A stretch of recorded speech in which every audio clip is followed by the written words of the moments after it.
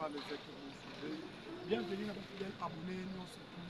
Il y a Mustapha Télévision, tu es Kosolana Bino, c'est l'actualité politique pour les autres de Kanakati.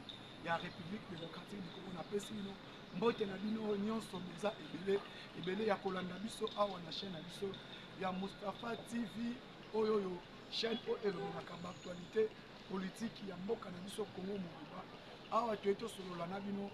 Sur la situation sécuritaire au Ezokoleka. La partie est ya mboka na biso toyeba ete mboka na biso euti wapi mboka ekomi wapi pe mboka ezokende wapi toyaka koto toyaka toyeba point par point tosala décompte sur le plan politique ya mboka na biso Congo. Bandeko bokoyeba ete lelo les avions rwandais interdits de voler sur les sols congolais. Les vols, les avions rwandais, ils ont interdit et qu'ils voler dans le sol congolais.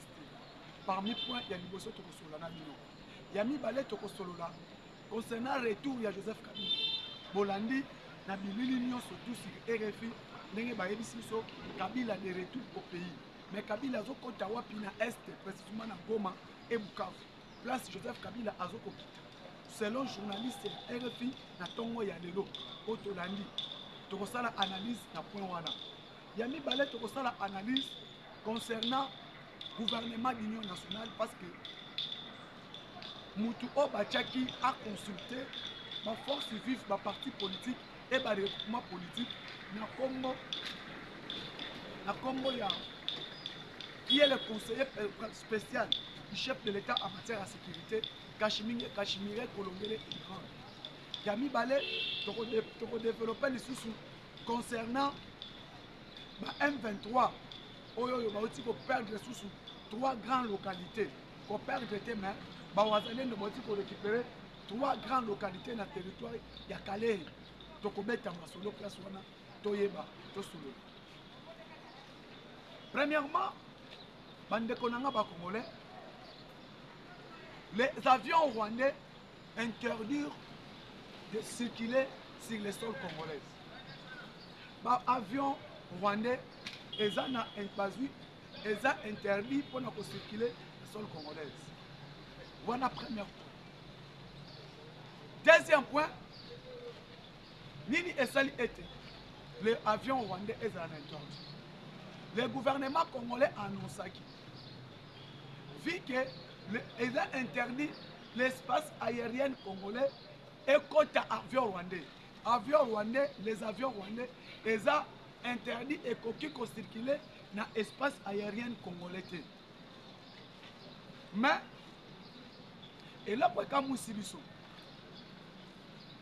fait moins de jours. Des avions rwandais, ils allaient bâtir. Et Betamaki précisément non.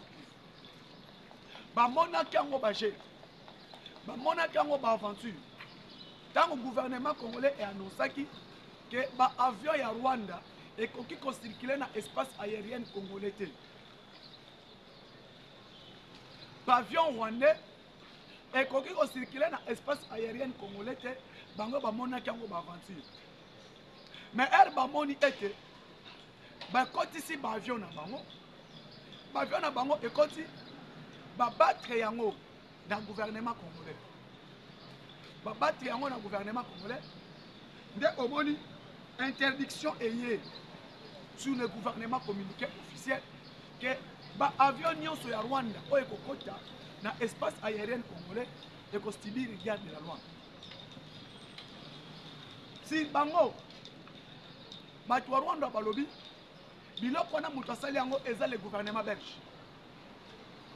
Belgique mutu apesi ba matériel na détection ba battre ba avion na bango et pas ya armée congolaise que ba matériel wana et outil na Belgique.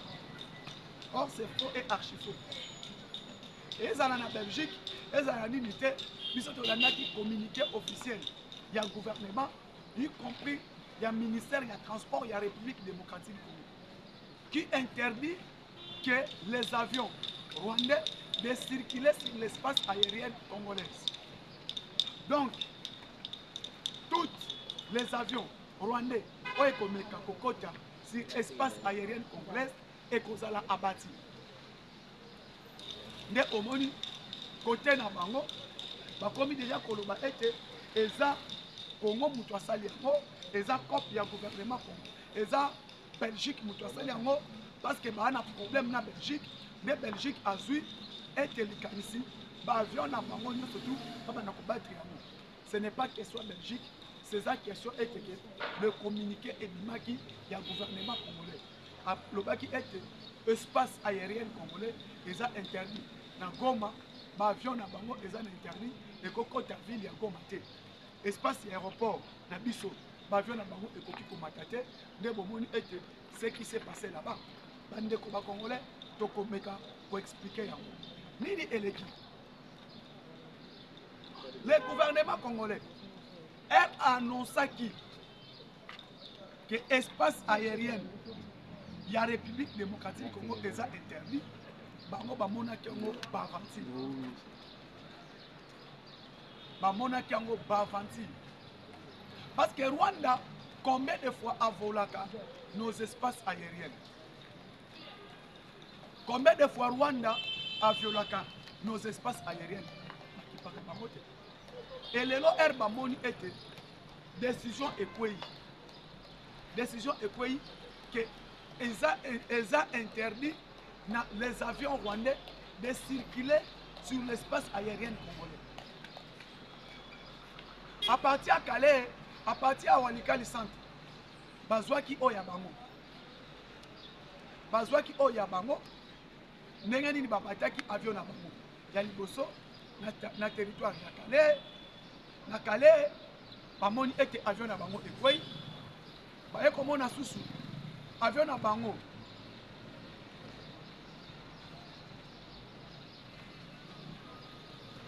Bamoni ete avion na bango eye kokoya lisusu na niveau ya Walungu. C'est là où maintenant les Rwandais ne comprennent pas. Basali communiquer pour pas accuser la Belgique. Basali communiquer pour accuser la Belgique. Que Belgique n'a même mis il y a coupé sa Congo par matériel pour les autres battre les avions ya Rwanda. Or na lobby était ceux qui Belgique mutu apesi Congo les avions pour les autres battre ba avions ya Rwanda. Na lobby était wana na éviter parce que mbala nanga liboso na mona Congo a acquérir ba matériel autozana. Ba matériel autozana na mona ba avion oya marque wana. Na mona ba jara minduki oya marque wana. Depuis na botama na kati ya Congo, depuis naza congolais, eza première fois na mona Congo na kozala ba akozala na ba matériel ya ndenge wana. Oya circuler sur espace aérien congolais. Et aujourd'hui, je vous dis, les Rwandais, bazokolela parce que le gouvernement Congo est l'ONU. Et l'Oconion sur Rwanda, où est circulé dans le sol congolais. Et qu'on subit rigueur à loi. Et puis, Kagame a dit, depuis Abana pour commémorer mort il y a un génocide in. C'est la toute première fois France a tiré la montée.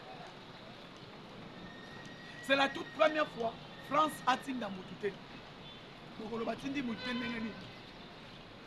que génocide il y a Rwanda parce qu'on commémorer en haut mais sans pas français. Emmanuel Macron a répondu Kagame si la ligne X na compte Twitter a souhaité Kagame na compte Twitter alobé na compte Twitter naye na compte X naye les places Emmanuel Macron alobé na compte X naye que Macron alobi a souhaité Kagame concernant ma campagne génocide à quel obelango na compte X à quel tenenga kendaka parce que ça la pays à liboso et kendaka c'est la France bon comment on a ce qui problème ezali France a kendaka mutu liboso France yewana à quel point on a mambo génocide ya Rwanda mais tout royo Kagame a commémoré génocide sans que France a participé. Sans que France aille, sans que France a kenné, mambo génocide, France a été. Génocide à Rwanda. France absent. France a participé. France a dit même pays, a dit même membre du gouvernement français. Ministre des Affaires étrangères a été. Mais Bazala qui invité. Bazwa qui invitation officielle. Vu le ministre des Affaires étrangères, il y a Rwanda, après ça qui France invitation officielle. Que France a qui ne peut participer sur les génocides. Il y a Rwanda. Et malheureusement, la France a quitté. France a répondu. Rwanda na makambu na compte X na ye. Akomeli Kagame na compte X. Donc batunyo so bazo kokamwa mbala liboso Kagame a lobela makambu ya génocide sans que la France puisse participer. Sans que la France puisse aller. Sans que France attinda même invité. Il y a France à quitté. Alors bandeko ba congolais eza ke na yebisa kibino boye bakayango moment otozali Kagame akomi kokunda maye moko petit à petit Paul Kagame influence na ye ekomi kolongwa influence ya Kagame ekomi kosila ndenge na yebisa kibino chaque chose a son temps. Kagame a eu le temps de dominer notre pays. Kagame a eu le temps de contrôler notre appareil sécuritaire. Kagame a eu le temps d'espionner la République démocratique du Congo. Et lelo, il y a qui est bikoki n'enka na lubaka. A komi ko commémorer likambo, a bengisi batu bayeki. Bande ko congolais, boyebi ete likambo oyo ya insécurité na est.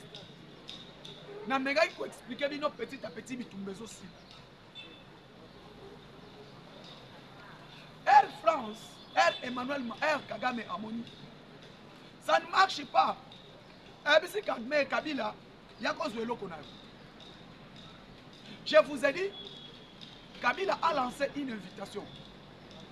Aluka ki moyen nyon surtout bakut azonga mboka. Na yebisa ki batu ke Kabila cherche tous les moyens de rentrer. La première personne Kabila a contacté, c'est le président ougandais, Yoweri Kaguta Museveni. Kabila est allé chercher Museveni.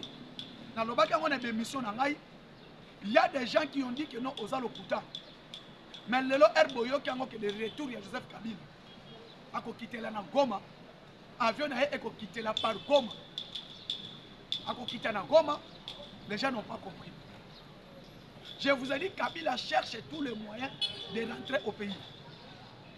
Mais malheureusement, ils ont un avion qui circule dans l'Est. Beaucoup de la circulation, beaucoup de Kabila côté là par grande barrière ou par petite barrière. Par les bornes frontalières, il y a Nord Kivu par petite barrière ou par la grande barrière. C'est là où Kabila va faire son entrée. Je vous informe. Parce que à Kolongwana, à quoi par Kigali. Et Kigali a côté par petite barrière ou par la grande barrière. Place où Basango va côté là. Des places Kabila à côté. Et quand Tshisekedi parlait, Kabila prépare une insurrection parce que AFC c'est lui. Le monde a parlé tout ce qu'il pouvait dire. Mais aujourd'hui, Naye Bisabino, vous avez une assurance que AFC Yewana. AFC Yewana, Mokonzi ya AFC Yewana azozonga. Parce que Akoya Kinshasa, to akokita par Goma. Akokita par Goma. Quand on vous parle des retours de Joseph Kabila, le retour de Joseph Kabila va entrer par Goma. Pendant qu'aujourd'hui, au moment où je vous parle, il y a une négociation qui se passe au niveau de Doha. Na Doha, au niveau Qatar. Délégation congolaise représentée, y compris les M23 qui seront représentés là-bas. Parce que va fixer qui les 9. Va kofanda, va solola entre M23 na côté gouvernement. Na moni côté gouvernement délégation c'est ça na Qatar pour entamer la négociation. Pendant qu'on entame la négociation, ici au pays, on nous dit bah annoncer biso retour à Joseph Kabila par la grande barrière depuis 2021. Tant que Fachazo prêtait avant à prêter serment que Kabila abimamboka kenda kotanga. Tant que Fachazo prêtait serment en 2024. Kabila akenda kotanga une année. Akenda ko défendre thèse na ye. Depuis que na ko défendre thèse na ye, le londe ba annoncer biso azozonga. Mais ko zonga na ye balobi akotela na est.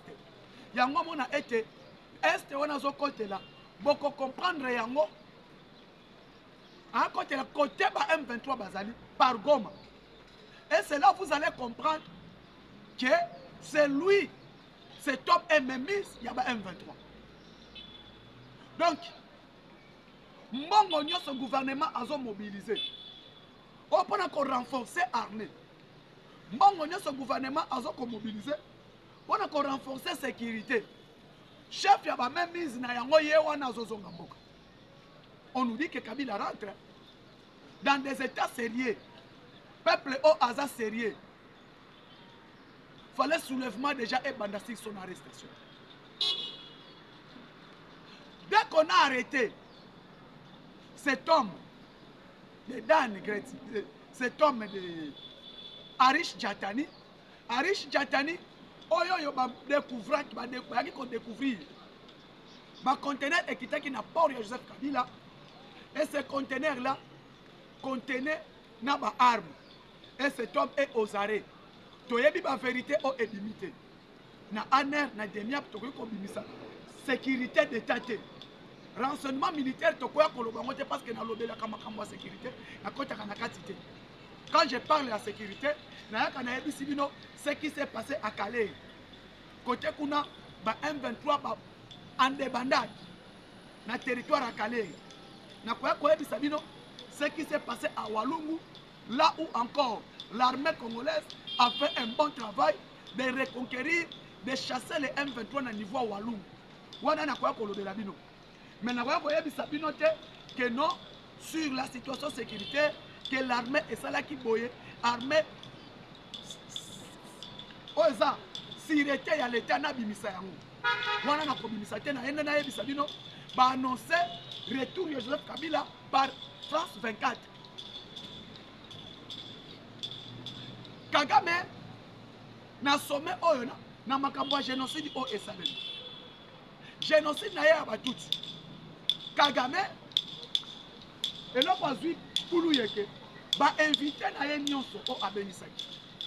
Ba invité de marque na ye nyonso tu o ye abenisaki. Ba yete. Ba participer te. Ba participer te na mambo ya génocide. Ba participer te na mambo ya génocide. Ata moko à répondre te. Ata invité moko à yete. Pourquoi ba yete? Parce que le président Félix Tshisekedi avec Thérèse Kayikwamba diplomatie ya mboka et maintenant qui diplomatie moko à jouissance. Na diplomatie o emena maki wana bazwa ki temps ya ko expliquer mokili mobimba que le père y a insécurité na est ezalaka mutu mususu te ezalaka Paul Kagame. C'est lui qui est à la base ya ko mener ya ko ramener biso insécurité na Nord Kivu, na Sud Kivu et à Lituri. Et lelo tolandi que de retour à Joseph Kabila.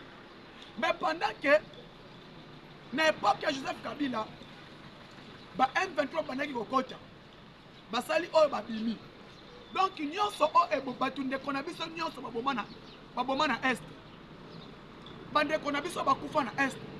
N'importe que Joseph Kabila quand il fut président de la République. Quand il collaborait avec Paul Kagame. Quand ils étaient ensemble avec le président du Rwanda. Donc pour nous, on peut dire que Kabila savait, Kabila connaissait de ce qui s'est passé à l'Est. Kabila connaissait, il était dans la même mise, dans makambo bandaki koleka ya koboma ba Congolais na Est. Parce que lelo to comprendre que Joseph Kabila herba annoncé retour na ye. Balobi akokotela na Goma. akokotela na Goma pour aya ko contrôler pour aya a coordonné ba opération na ye moko parce que na niveau Walikali centre les M23 sont en débandade parce que même mise na bango ezani ye moko akota azwa contrôle pour ayati Kinshasa. C'est ça que eux pensent. Soit de prendre Kisangani et Yakoya, ndenge musée abandaki koya. Wana toyebite. Mais ceux qui azoya balobi de retour de Joseph Kabila. Mais de retour naye balobi par Goma. Et pendant que nous tous nous savons que Madame Olive Lembe azana Bukavu. Madame Olive Lembe azana Bukavu. Et na Bukavu azo sala nini? Depuis à comment na Bukavu ça fait bata et l'équipe bébé. Ceux qui bango baza la même mèche na M23. Maintenant qu'est-ce que Madame Olive Lembe fait à Bukavu? Nan asala kanini kuna musala ne kuna ezanini. Parce que biso nyoso tutoyebi situation sécuritaire ya RDC, le pays est agressé par le Rwanda. Pendant que le Rwanda nous agresse, le Rwanda c'est nos ennemis. Joseph Kabila à Bukavu, qui est Madame Olive Lembe à Bukavu, et Joseph Kabila annonce son retour par Goma. Goma Oyo, biso tutoyebi, eza contrôlé pour le moment ville Goma par les M23. Yango tolobaka ete bino moko bo comprendre qui sont les vrais agresseurs de la République démocratique du Congo. Bandeko, moment otokomi, eza moment toye basikoyo, ni nezole. Sur le plan affrontement, au niveau est, na ebisa ki bino lobby, les FARDC ont attaqué la position du M23. Bataki position ya M23 na niveau ya Minembwe. Les Wazalendo na armée ya RDC basalaki musala kitoko, musala kendaki vraiment tellement kitoko nde na lobakango, le travail était bien coordonné. Les Wazalendo ont pris contrôle de contrôler cité, pour contrôler cité Oya. Ya Minembwe parce que ba Wazalendo ba armée rwandaise basalaki incursion na niveau Minembwe. Jusqu'à côté à Mwenga, jusqu'à Mwenga pour traverser au plateau de Ruzizi. Au plateau de Ruzizi, dans le territoire, dans la province de Sud Kivu, dans le territoire de Fizi, dans le territoire de Minembwe, pardon. Bazo Ruzizi, un Ruzizi, et Mwenga. Malheureusement, Moussala ou armée Nabiso et Sali, l'armée congolaise a fait bien bon travail de reconquérir, de rencontrer les M23, et y compris l'armée rwandaise, au niveau de la plaine de Ruzizi.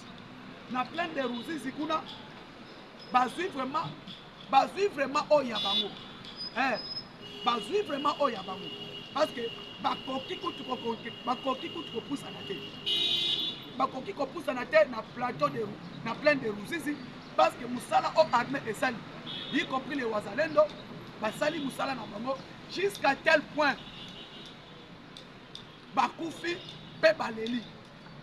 Nakati wana plusieurs M23 au bakufi, plusieurs M23 au bakangami et plusieurs armées, plusieurs munitions et les armes récupérées par les forces armées de la République démocratique du Congo. Mais au moins, on continue toujours à soutenir l'armée et puis on continue toujours à soutenir Bawazalendo. Bawazalendo a vraiment un bon travail au niveau de la plaine de Ruzizi et au niveau du plateau de Minembwe. Oyo batikala ki wana vraiment bakufi aéroport ya Minembwe y compris plaine de Ruzizi ata M23 moko azaki. Toye contre territoire ya Kalehe, côté bien territoire ya Kalehe toujours dans Sud Kivu. Nous avons vu le travail que l'armée congolaise fait au niveau ya Sud Kivu, au niveau ya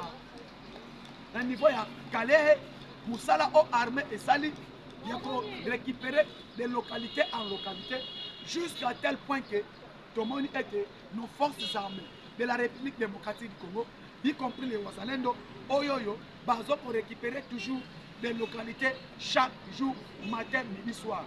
Mais au monde lelo, tu continues toujours à soutenir Mapinga na biso, tu continues toujours à accompagner Wazalendo na Moussala Oyo, Bazo Kosala, au niveau du territoire, au niveau de la plaine de Ruzizi et au niveau de Sud Kivu. côté à Nord Kivu. Na côté à Nord Kivu, nos forces armées de la République démocratique du Congo et les jeunes compatriotes de Wazalendo, Oyo Yope, na Nord Kivu. Na ebisaki bino après Walikali Centre. Les combats maintenant, ils ont s'engager à niveau à Lubero. À niveau territoire à Lubero, place où ba M23 ba monyo surtout. Ba kimeli na niveau à Lubero. Na niveau à Lubero, non seulement ba ke bomba makuna, mais toboni kaka na Nord Kivu. Totali na territoire ya Rutshuru et na territoire à Masisi. Après, pour récupérer tout territoire ya Nirangongo.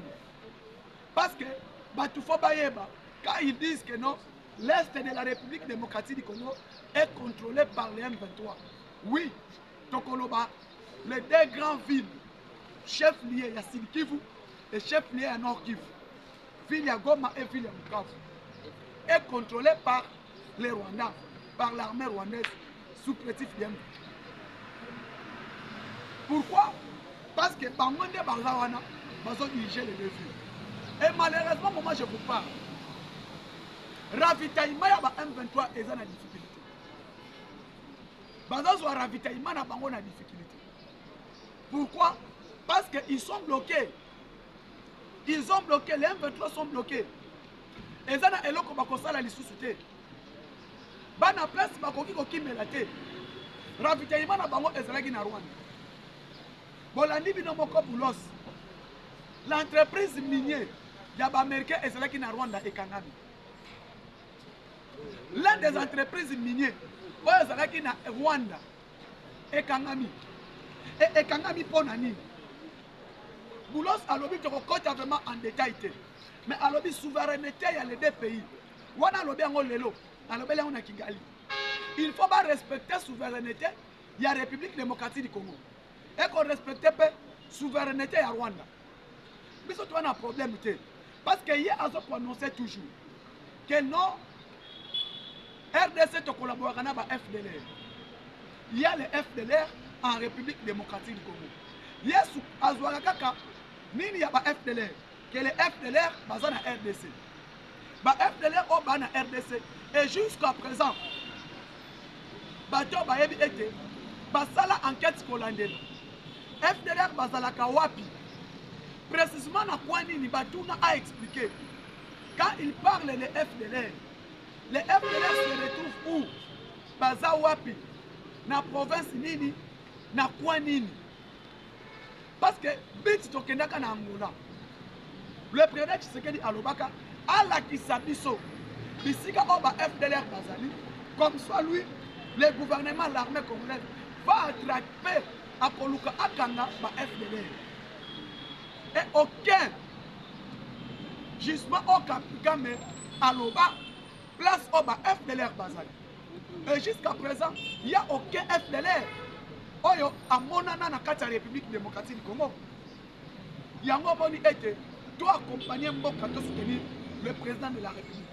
Mes frères congolais, Tokolobana nous merci beaucoup. Notre travail est au Salema. Na kati ya mboka na biso. Bande konangai lelo oyo, je vais vous dire que le président Tshisekedi va sauver qui est ba aida qui est pas batebele. La personne qui a accompagné le chef de l'État na mandat na ya liboso peut même pour a découvrir makambo ebele sur le plan détournement des biens publics, sur le plan malversation des biens publics, sur le plan corruption oyo balonaki na régime passé. Et l'homme fort que moi j'appelle toujours Gilles Alingeti, l'inspecteur général chef de service. Oyoyo aye ko bloquer système ya détournement ya mboka oyo. Boko comprendre yango que mboka oyo tozalaki na régime passé oyo bazalaki na ba carte visa. Ma carte visa liée au trésor congolais. Oyo mutu nyonso ozalaki na ba carte visa abana kozwa na droit à récupérer 50 000 $ na banque. Carte visa liée au trésor congolais. Donc, elles sont liées à la banque centrale. Chaque partout à Kokende, Azana doit récupérer 50 000 $. Tomonaki na baramazani Shadari, tomonaki baobe minaku, tomonaki bato ebele. Mais mutu aki ko découvrir ba carte visa wana. O aki ko dénoncer ko kata hémorragie à ba carte visa wana. C'était Gilles Alinguet. Pourquoi? Parce qu'il aimait le pays. Il aime le pays. C'est un patriote, c'est un Congolais qui défend ce pays. Yami Balé, Makambo, il y a une exonération. Batouana Bayaki qui travaille dans l'exonération, qui coopère dans les Indiens, dans les Libanais, qui a une exonération, qui compte sur les conteneurs, dans la mafia, qui récupère un bon à douane, exonération et continue à compter. Il y a l'État. Et Gilles Alinguet peut à Kataki hémorragie. Gilles Alinguet à l'Andeli, l'entreprise, il y a portefeuille, il y a l'État. Premièrement, les 3 régies financières, y compris l'entreprise, il y a portefeuille à l'État. Bazalaki, détournement et Zalaki à Makasi. Gilles Alinguet a un contrôle a priori et patrouille financière. Contrôle a priori et patrouille financière, tu as découvert que Mosolo l'État est ce qui m'a ébélé et grâce à Gilles Alinguet, grâce à l'inspecteur général de la finance, il a bloqué cette hémorragie qui gangrenait la République. Les lois sont en phase. Il y a lutte contre la corruption. Lutte contre la corruption pour permettre au gouvernement central à mobiliser des moyens pour tout Mboka. Parce que la République n'est pas construite. La République est à chantier. Il faut que Luka Mosolo. Et Mosolo, il faut que hémorragie. Il y a malversation financière, hémorragie, il y a détournement, hémorragie, il y a Kimoïd. Et cette hémorragie, c'est ça que Gilles Alinguet est en train de faire. Moussoussou Ezanine, Moussoussou Eza, Bandeko Congolais, sur les cas, il y a gouvernement, vu le ministère et la finance. Gouvernement, vu le ministère et la finance, moi Namboka, Doudou Fwamba, les Pakebo, Excellence, moi Namboka, Excellence, mais c'est le ministre des Finances. Doudou Fwamba, que moi j'appelle les Pakebo, l'argentier, le vrai argentier de la République, l'homme qui vient arrêter toute l'hémorragie, il y a inflation, il y a dollar américain. Dollar niveau et depuis le président a nommé le gouvernement soumis avec le premier ministre, Jidi était soumis à Toulouka, depuis ailleurs, Tomoni, le travail bien fait, coordonné par son excellence, monsieur le ministre des Finances, Doudou Fwamba. Il y a qu'à mobiliser Mosolo. Il y a qu'à hémorragie, il y a monnaie. Qu'à hémorragie, il y a inflation. À Kangi hémorragie, il y a inflation. Il y a qu'à mobiliser Mosolo pour permettre biso basoda na biso salaire et mata. À Sali Yango, pour stabiliser le cadre macroéconomique ya mboka, dollar est comme stable à Sali Yango, tout le monde a mis balai, pour mobiliser réserve de change. Oyo ezalaki inexistant depuis ailleurs dans moins d'une année. Les réserves de change, nous avons plus ou moins 8 milliards de dollars américains. Allez vérifier à la Banque centrale. Vous allez voir le travail fait par Doudou Fwamba. Yami Balé, nous allons féliciter parce que de janvier à mars, de janvier jusqu'au mois de mars, cet homme de Doudou Fwamba est arrivé à mobiliser 500 millions de dollars américains, ni jamais vu depuis le ministre des Finances Maleka, son excellence le ministre des Finances Doudou Fwamba est arrivé à la tête. Il a mobilisé dans le premier trimestre à mois, il y a 2025, de mobiliser 500 millions de dollars américains. Allez vérifier, des chiffres sont connus. Yami Balé, il a dit, à Tchessou sous ma contrôle, à renforcer ma mesure. Les Doudou Fwamba dit, de mars, de avril, en mois de juillet, deuxième trimestre, il y a année 2025, il doit mobiliser 700 millions de dollars pour permettre biso Mongo et Mona n'a pas foutu à soldats, pas foutu à policiers, pas équipé armé, en même temps pas financé, mais ça là on bloque les osenga. Yango na lobi été, moi na mobile oyo, non, balinga kamboka, mais Doudou Fwamba balinga kamboka. Doudou Fwamba, ah les Pakebo, son excellence, monsieur le ministre des Finances, Doudou Fwamba, balinga kamboka, mais voilà un homme, voilà un vrai argentier que le Congo a besoin de lui. Non, non, ma stabilité, côté où tu y a mambo. Yetali, exonération à Boyango, dépassement budgétaire à Boyango, Yango moni était finance en mboka eza coordonné pourquoi apesa qui orientation peut qu'on gagne la régie financière y compris orientation apesi na politique monétaire. Vraiment excellence monsieur le ministre des Finances Doudou Fwamba, merci beaucoup pour ce travail. Le gouverneur de la ville province de Kinshasa, le meilleur gouverneur de tous les temps. Gouverneur o aboya na ye. Oyo aye na projet Kinshasa ezobonga. Na kombo ya Daniel Bumba Lubaki. Bande kombula ebeti eza catastrophe naturelle. Kobete ya mbula eza catastrophe naturelle. Biso tu toyebi mutu akangaka mbula zate mbula eza mambo nzambe eza catastrophe naturelle. Kokote ya Daniel Bumba akuti nyongo laissé par son prédécesseur. Nyongo makasi ba banque ezalaki na problème. Yami balé gouvernement provincial n'est pas efanda, ça a pris du temps. Abandi na nous un projet ya tirage ya bakaniveau. Abandi ko kire bakaniveau ya ville province ya Kinshasa.